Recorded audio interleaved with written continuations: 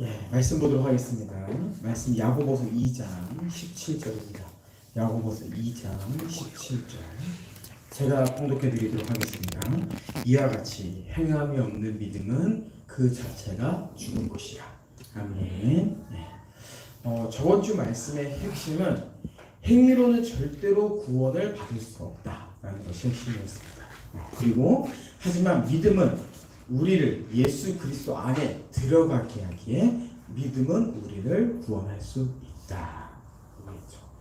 우리가 여기서 주의할 것이 있었습니다. 그것은 율법을 지킴으로 자신의 공로를 하나님 앞에 내세우려고 하는 것과 함께 또 하나는 예수 그리스도 외에 다른 것을 믿는 것은 구원과 아무런 상관이 없는 믿음이다라는 것을 우리는 또한 나누었죠. 오늘 말씀을 보면요. 오늘 말씀에 보니 저번 주 말씀과 반대되는 것처럼 보이는 표현들이 등장합니다. 행함이 없으면 죽은 믿음이다. 그럼 우리는 저번 주에요. 행함으로 구원받으려고 하면은 죽는다라고 얘기했어요. 근데 오늘은 저번 주에 하지 말라고 하는 것을 행해야 참 믿음이다라고 이야기합니다. 이것을 어떻게 이해하면 좋을까요? 이것을 어떻게 이해하냐? 이것을 이해하기 위해서는 우선 믿음의 3요소에 대해서 좀 한번 이야기하고 싶습니다. 믿음은요, 3가지 요소가 있습니다. 첫째는 지식, 둘째는 동의, 셋째는 신뢰가 있습니다. 이 3가지 요소가 없으면 기독교는 전통적으로 믿음이라고 말하지 않습니다. 이 3가지가 다 있어야 돼요. 우선은 지식을 좀 먼저 생각을 해보면요. 지식은 무엇일까? 바로 우리가 앞에서 배웠던 예수 그리스도의 십자가 복음을 말하는 것입니다. 그것이 바로 지식이에요. 실제로 성경 66권은요. 훨씬 더 많은 복음의 내용들을 다루고 있습니다. 하지만 하나님 나라의 창조, 예수 그리스도를 통한 회복, 그리고 하나님 나라의 완성이 우리가 기본적으로 가지고 있어야 할 복음의 지식들이죠. 이 내용이 없이 나는 믿는다라고 하는 것은요, 저번 주에도 이야기했지만 구원과는 전혀 상관이 없으며 성경은요, 나는 믿어로 구원을 시킨 적이 없다라고 저번 주에도 강조했었어요. 그래서 우리에게는요, 믿음이 있어라고 말할 것이 아니라 믿음의 첫 번째 요소인 지식을 계속해서 우리는 배워야 됩니다. 이것을 오전 시간에도 우리가 강조했었죠. 두 번째는 동의라는 것이 믿음에 존재합니다. 동의는요, 가진 지식에 그치지 않고 그 지식을 참 진리로 인정하는 것을 말합니다. 여러분, 우리에게는요, 수많은 지식들이 있습니다. 그런데 그 모든 지식이 다 진짜라고 믿지는 않습니다. 여기서 해를 바라보면요, 해는요, 굉장히 작습니다. 그래서 해를 잘 모르는 사람은 지구가 해보다 크다고 생각합니다. 그래서 어떤 사람이 이런 지식을 얘기합니다. 해보다 지구가 더 커. 송 집사님 동의하시나요? 동의할 수 없죠. 예, 이것과 마찬가지로 동의가 이런 거예요. 어떠한 지식들은 계속 쏟아져 나오는데 나는 정말 그것을 참으로 인정하는가? 이것이 바로 동의인 거죠. 이 동의가 있어야 참된 믿음이라고 말할 수 있는 거예요. 지식만 가진 사람은 굉장히 많죠. 성경을요, 정말 잘하는 사람은 많습니다. 대표적으로 도올 선생이 있어요. 도올 선생. 누군지 아시죠? 예, 그분은요, 정말 웬만한 평신도들보다 성경을 많이 알고 있을 겁니다. 하지만 그 사람이 구원받았다, 믿음이 있다라고 말하지 않는 것과 같은 거죠. 자, 세 번째는 신뢰입니다. 신뢰는 제가 이렇게 표현해 보겠습니다. 곽 집사님이 높은 곳에서 뒤로 떨어진다고 합시다. 그리고 정일 집사님이 받아주기로 했습니다. 곽 집사님 신뢰할 수 있습니까?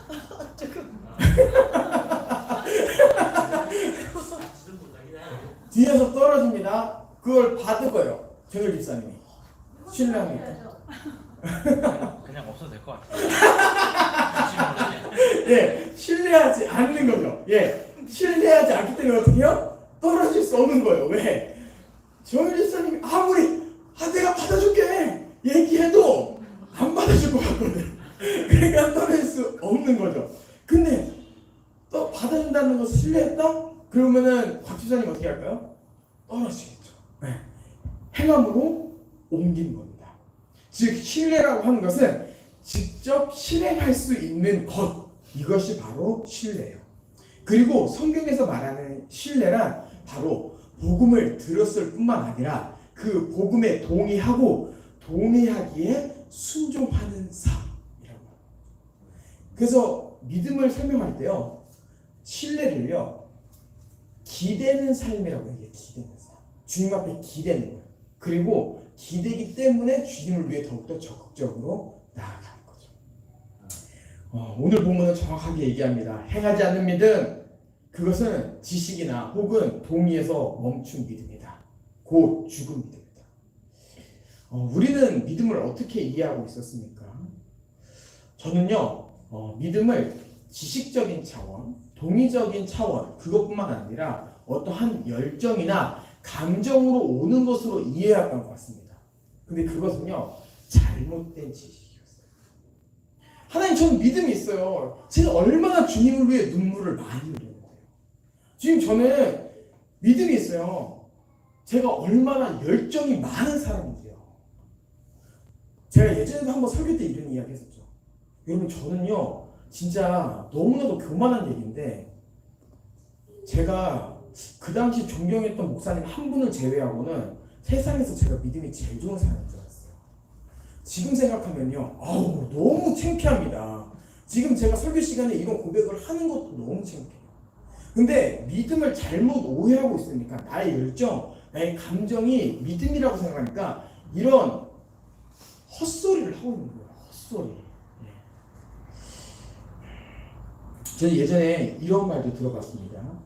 나 하나님이 세상을 창조하신 것도 들어봤어. 나 예수님이 하나님의 아들인 것도 알아. 동의해. 나 믿음 있어. 이런 말도 들어봤어. 여러분, 그것은 참 믿음입니까? 아니요. 그럼 성경에 나오는 귀신도 예수님을 하나님의 아들이라고 표현했습니다. 그것은 그 귀신이 동의했던 거예요. 하지만 여러분, 귀신이 하나님을 위해 살았다는 얘기 들어보신 적 있습니까? 없죠. 신뢰가 없는 거예요.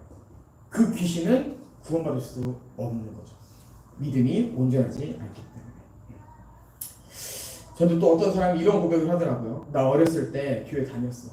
지금은 내가 믿는지 믿지 않는지 잘 모르겠지만 내가 그래도 언젠가는 교회에 돌아가지 않을까? 이런 고백도 들어봤어요. 많은 사람들은요, 그러한 고백을 들으면요, 그래도 저 사람에게 믿음이 있어. 그래도 구원받지 않을까? 라고 평가하는 사람들을 많이 들어봤어요. 여러분, 그게 믿음 있는 삶입니까?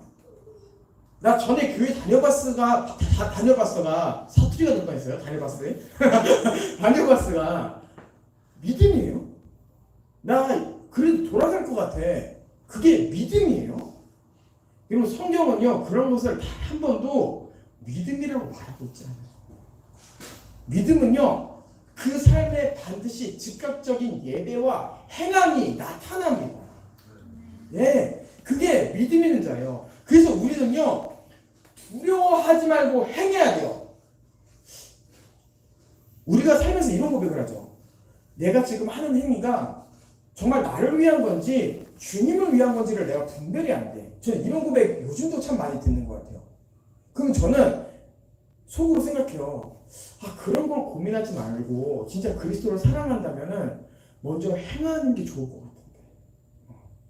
그러면요, 우리는요, 이게 주님의 뜻일까? 이거는요, 믿음이 제대로 정리되지 않았기 때문에 그런 고백을 하는 거예요.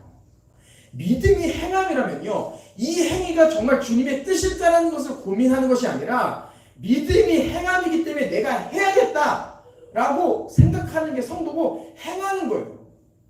그리고 행하는 중에 혹시나 주님이 받을 영광을 내가 취했다면 그때 회개하고 주님, 이 행위가 나의 영광이 아닌 주님의 영광이 되기를 원합니다라고 고백하는 게 오히려 주님께 더 가까이 가는, 주님을 더욱더 높여드리는 삶이 될 수 있는 거죠. 자, 그렇다면 이 얘기를 한번 해보도록 하겠습니다. 저번 주에 말한 율법의 행위와 오늘 행위는 무엇이 다를까? 여러분 실제로 이것을 역사적으로 구분을 못해서요. 오늘 읽은 야고보서를요. 정경으로 인정하지 않는, 성경으로 인정하지 않는 부류도 있었습니다. 야고보서를요.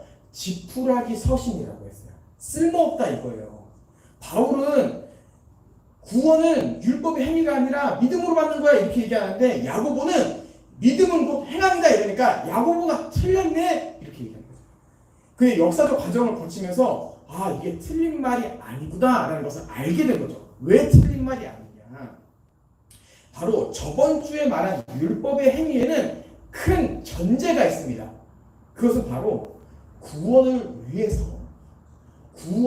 위해서는 무엇을 추가적으로 해야 된다는 것이 전제로 깔려 있는 거예요. 여러분 신뢰는요 구원을 받기 위해 행하는 행위가 아닙니다. 순종은요 우리가 구원을 받기 위해 행하는 것이 아니에요. 행위는 구원을 받았는지에 대한 판단의 기준은 될 수 있지만 구원을 받기 위함이 아닌, 그럼 뭐라고 얘기해야 돼요? 구원을 받기 위함은 아니지만 행함은 곧 구원의 결과다 이렇게 얘기하는 거예요. 그러니까 이 행함이 이것이 주님의 영광인지 모르겠어 분별이 안 되라고 말할 게 아니라 행하라는 거예요. 왜? 우리가 하는 것은 구원을 받기 위함이 아닌 구원의 결과로서의 행함이기 때문에. 여기서 이제 구원을 받기 위해 하던, 구원을 받고 나서 하던 다 그게 그거 아닌가요? 어쨌든 행해야 되는 거잖아요 라고 생각한다면요 여러분은 아직 구원받은 존재가 이해되지 않을 거예요. 경험해보지 않은 거예요. 그 영역을. 구원받은 성도는요 구원을 얻기 위해 수동적으로 행하지 않습니다. 이미 구원을 주신 주님께 감사하는 마음으로 행합니다. 구원받은 성도는요 행위를 통해서 자신의 공로를 내세우지 않습니다. 그리고 나의 행위가 하나님 앞에 전혀 공로가 될 수 없음을 알고 있는 자예요. 구원받은 성도는요 지옥 형벌이 두려워서 억지로 행하지 않습니다. 구원을 주신 은혜가 감사해서 적극적으로 행합니다. 그리고 구원받은 성도는요 자신의 행위를 자랑으로 교만하지 않습니다. 오히려 자신의 모든 행위가 다 주님의 은혜임을 고백하며 하나님을 높입니다. 이것이 바로 저번 주 우리가 율법의 행위와 오늘 배운 신뢰의 차이점입니다. 여러분의 행위는 어떻습니까? 여러분 우리는 이것이 하나님 앞에 영향을 미칠 수 있다고 생각합니다. 이걸로 다른 성도보다 내가 낫게 보입니다. 여러분 이것은요 다 율법의 행위입니다. 하지만 우리가 찬양팀으로 섬기는 것, 우리가 봉사로 섬기는 것, 그것이 나의 자랑이 아니요 주님의 은혜임을 기억하고 주님을 위해서 더욱더 하고 싶다면요 여러분 지금 잘 가고 계신 거예요. 더욱더 열심히 합시다. 아멘. 그럼 제가 예전에 무교에서 설교를 하다가 이런 이야기를 한 적이 있습니다. 그때는 그 생각이 저의 생각을 사로잡고 있었어요. 무슨 얘기였냐면은 여러분 정말 주님을 위해 살기 싫으십니까? 그러면은 가만히 있으십시오. 그리고 주님의 반대길을 가는 것은요 다른 것이 아니에요. 가만히 믿는다고 말하면서 가만히. 반대로 주님을 위해 적극적인 삶은 무엇입니까? 내가 교회 봉사를 10을 하고 있는데 이 10으로도 작다고 생각하는 주님의 은혜를 갚을 길이 무엇인지 고민하며 더 주님께 영광 돌리고 싶어 10이 만점인데 10.1을 하고 싶은 것, 10.5를 하고 싶은 것, 10에 곱을 하고 싶은 것, 이것이 바로 성도가 믿음으로 살아가는 삶인 것이죠. 고린도전서 15장 2절을 보면은 이런 말씀이 있습니다. 너희가 만일 내가 전한 그 말을 헛되이, 다시 읽겠습니다. 너희가 만일 내가 전한 그 말을 굳게 지키고 헛되이 믿지 아니하였으면 그로 말미암아 구원을 받으리라. 아멘. 여기서 헛되이 믿지 않는다라고 하는 것은 이 헛되이는요 행함이 없는 신앙을 말합니다. 적당히 믿고 실행하지 않는 것, 이것이 헛되이 믿는 거예요. 그럼 우리 신앙은요 믿기만 하면 되는 것이지 행함은 율법주의라고 생각한다면요 바로 야고보서의 말씀을 잡아야 돼요. 나의 행함은 이제 율법주의가 아니었구나. 행함을 한다고 해서 잘못될 수 있는 것이 아니었구나. 오히려 이것은 하나님 앞에 적극적인 예배요 하나님이 원하시는 삶이구나. 그런 것을 기억하고 말씀 앞에 쓰고 또한 우리는 기도해야 되는 거죠. 네. 말씀을 통하여 복음을 깨닫고 동의하며 신뢰하는 삶을 살아가는 우리 모든 의회 나무교회 성도들 되시길 주님의 이름으로 축복합니다. 아멘.